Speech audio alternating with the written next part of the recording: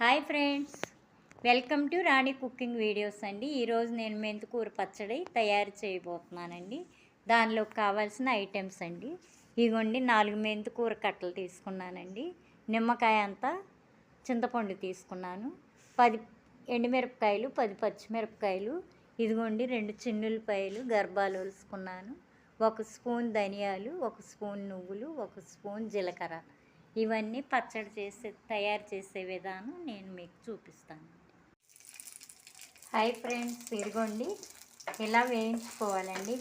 ఎండుమిరపకాయలు, పచ్చిమిరపకాయలు వేయించుకొని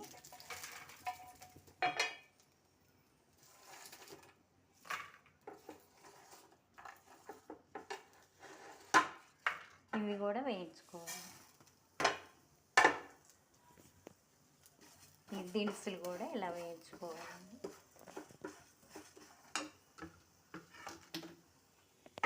ఇదిగోండి ఇలా పచ్చిమిరపకాయలు, ఎండుమిరపకాయలు వేయించుకున్నానండి. ఇవి కూడా కొంచెం దోరగా వేయించుకో. మెంతికూర పచ్చడికండి ఇవి కూడా వేయించుకోవాలండి.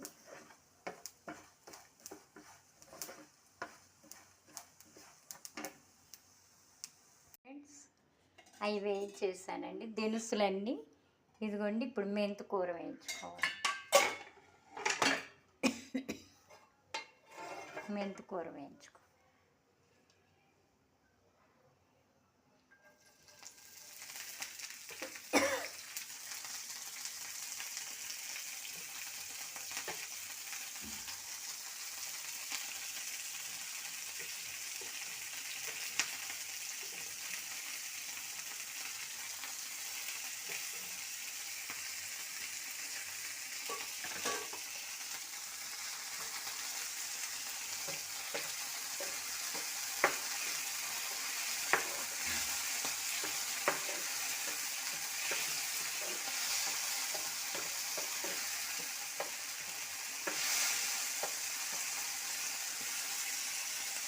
ఫ్రెండ్స్, పచ్చడి వేసాక తాలింపు వేసేటప్పుడు చూపిస్తానండి. ఇవన్నీ కలిపి మిక్సీకి వేసేసుకోవాలండి.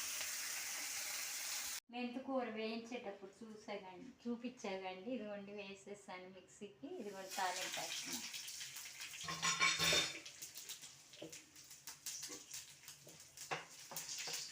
ఈ మెంతికూర బాలింతలకి చాలా మంచిదండి.